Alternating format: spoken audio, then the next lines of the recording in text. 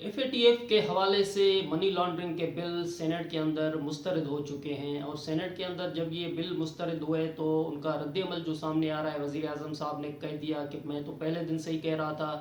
کہ یہ اپوزیشن والے یعنی مسلم لیگ نون ہو یا پاکستان پیپلز پارٹی، یہ اپنی مجبوریوں کو چھپانے کے لیے یعنی اپنے مفاد کو تحفظ دینے کے لیے قومی مفاد سے لڑ رہے ہیں۔ یہ وزیر اعظم صاحب نے کل ٹویٹ کیا، اور وزیر اعظم صاحب نے یاد دلایا کہ میں پہلے دن سے یہ کہتا ہوا آ رہا ہوں کہ اپوزیشن کے جو مفاد ہیں وہ قومی مفاد سے متصادم ہیں۔ لیکن اگر صورتحال دیکھیں، سینٹ کے اجلاس کی کارروائی کو اگر غور سے دیکھیں تو پھر آپ کو بہت چیزیں سمجھ میں آئیں گی کہ ایک تو یہ ایف اے ٹی ایف کا بل تھا، یعنی منی لانڈرنگ کا بل جو تھا، ایک میاں رضا ربانی صاحب اور پھر فروغ نسیم صاحب یا ڈاکٹر بابر ایوان صاحب جو ٹریزری بینچز تھے، اور دوسری طرف ہم دیکھ رہے ہیں کہ اپوزیشن کی جو پارٹیز ہیں، مسلم لیگ نون ہو، پیپلز پارٹی ہو یا باقی جماعتیں ہوں، ایک تو قانونی پہلو ہمیں نظر آیا کہ اگر بل قومی اسمبلی سے منظور ہو جائے تو قانونی طریقے سے سینٹ کے اندر وہ بل کیسے آ سکتا ہے۔ میاں رضا ربانی صاحب نے سمجھانے کی کوشش کی، اور اپنا بیانیہ جو تھا میاں رضا ربانی صاحب کا، وہ انہوں نے اپنی تقریر کے اندر بیان کیا کہ یہ بل قانونی طریقے سے سینٹ کے اندر کیسے آ سکتا ہے۔ اگر سینٹ چیئرمین کو یہ بل سینٹ کے اندر لانا بھی ہے تو طریقہ کار کیا ہونا چاہیے۔ ڈاکٹر بابر ایوان صاحب یا فروغ نسیم صاحب نے اپنا نقطۂ نظر پیش کیا۔ تو ایک تو یہ پوائنٹ تھا کہ اگر یہ بل قومی اسمبلی سے منظور ہوتا ہے تو سینٹ کے اندر اگر بل کو آنا ہے تو نوٹس 2 دنوں کے اندر آنا چاہیے۔ اگر سینٹ کے چیئرمین صاحب کو یہ بل اپنے اختیارات کے بنیاد پہ سینٹ کے اندر پیش کرنا ہے یا اپنا اختیار استعمال کرنا ہے تو پھر قانونی طریقہ کیا ہونا چاہیے۔ میاں رضا ربانی صاحب کا ایک تو نقطہ یہ تھا۔ دوسرا نقطہ یہ تھا میاں رضا ربانی صاحب کا کہ اگر یہ بل منظور ہو گیا تو بل کے اندر جو ایف اے ٹی ایف کے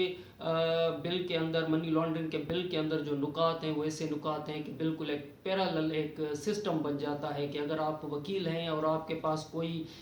کیس لے کے آتا ہے تو پھر وکیل اور کیس لانے والے کے درمیان جو تعلقات ہیں، جو ایک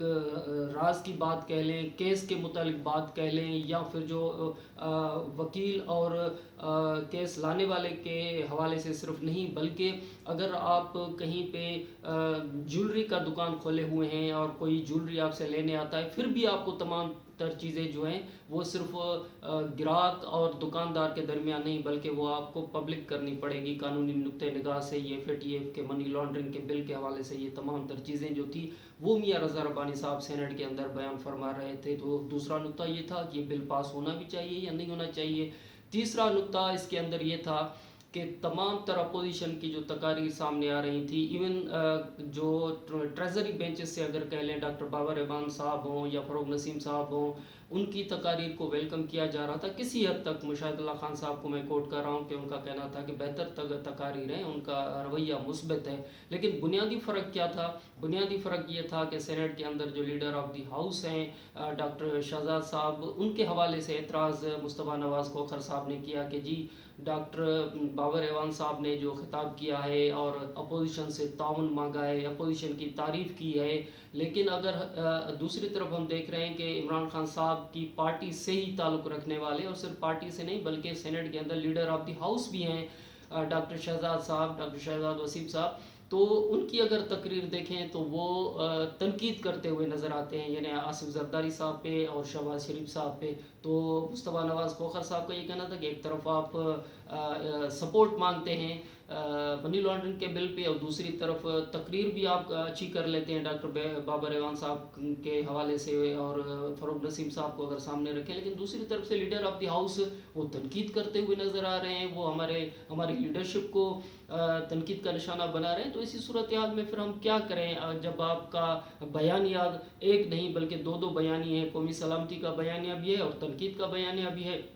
جس سے صورتحال سینٹ کے اندر خراب ہو گئی۔ اور پھر راجہ ظفر الحق جو کہ مسلم لیگ نون سے تعلق رکھتے ہیں، ان کا یہ کہنا تھا کہ میں نے تمام جو اپوزیشن سے تعلق رکھنے والے سینیٹرز ہیں ان سے بات کی ہے، وہ کہہ رہے ہیں کہ ڈاکٹر شہزاد صاحب نے جو باتیں کی ہیں وہ اپنے الفاظ واپس لے لے تو پھر یہ بات آگے جا سکتی ہے، ورنہ کوئی بھی یہاں بیٹھنے کے لیے تیار نہیں ہے۔ تو بنیادی طور پہ میرے کہنے کا مقصد یہ تھا کہ یہ منی لانڈرنگ کا بل جو مسترد ہوا، وہ مسترد ہوا تو کیوں مسترد ہوا؟ ایک تو اگر ڈاکٹر شہزاد وسیم صاحب الفاظ واپس لے لیتے تو پھر نتیجہ کیا نکلتا؟ سینٹ کے جو ممبران ہیں اپوزیشن سے تعلق رکھنے والے، ان کا تو کہنا تھا کہ اگر الفاظ واپس لے لیں تو پھر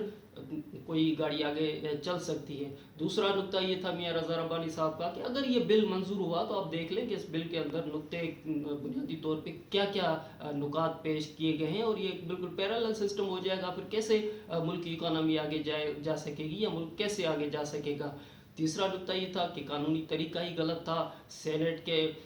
چیئرمین کو آج اس کی وضاحت بھی کرنی پڑی کہ میں نے اگر یہ سینٹ کے اندر بل اپنے اختیارات استعمال کیے تو قانونی نقطہ نگاہ سے غلط نہیں تھا، لیکن پھر بھی میں نے اپنے اختیارات کو پیچھے کر کے اور پھر سینٹ کے ممبران کے حوالے بل کر دیا، اور سینٹ کے ممبران نے ظاہر بل جو ہے وہ مسترد کر دیا۔ تو بنیادی طور پہ یہ 3 نقطے تھے۔ صرف یہ نہیں کہ ہم کہیں کہ یہ بل جو تھا وہ اپوزیشن نے اپنی طاقت سے رکوا دیا، ظاہر سی بات ہے بل منظور نہیں ہوا تو اپوزیشن کا باہر اپنا نقطہ نگاہ ہے۔ وزیر اعظم صاحب نے ٹویٹ کر دیے، میں نے تو کہا تھا پہلے دن سے ہی کہ متصادم ہیں ان کے مفاد اور قومی مفاد، لیکن بنیادی طور پہ اگر میں پھر کہتا ہوں کہ اگر ڈاکٹر شہزاد وسیم اپنے الفاظ واپس لے لیتے لیڈر آف دی ہاؤس تو نتیجہ کیا مختلف نکلتا، اور اگر قانونی طریقے سے یہ بل میاں رضا ربانی صاحب کے مطابق قومی اسمبلی سے سینٹ میں قانونی طریقے سے نوٹس 2 دن کے اندر اگر آ جاتا تو پھر کیا یہ بل منظور ہو جاتا؟ یا پھر یہ چیز ہے کہ جو FATF کے حوالے سے باہر ایک بیان کیا جا رہا ہے کہ اپوزیشن بل منظور نہیں ہونے دے گی قومی اسمبلی میں، آپ نے دیکھ لیا، اور FATF کے بل کے اندر بہت سارے جو نکات ہیں جو متصادم ہیں بنیادی طور پہ ایک سسٹم، ایک قانون اور ایک آزاد ریاست کے حساب سے، تو کیا اس کی وجہ سے بل منظور نہیں ہو پاتا؟ یہ بنیادی طور پہ 3 چیزیں تھی جو سینٹ کی کارروائی کے اندر نظر آئی کہ قانونی طریقہ نہیں تھا، قومی اسمبلی کے بعد سینٹ کے اندر 2 دنوں میں نوٹس آنا چاہیے تھا، دوسرا یہ تھا کہ ڈاکٹر شہزاد وسیم کو الفاظ واپس لینے چاہیے تھی اور تیسرا یہ تھا کہ یہ بل جو ہے، اس بل کے اندر بہت ساری چیزیں ایسی تھی جو کہ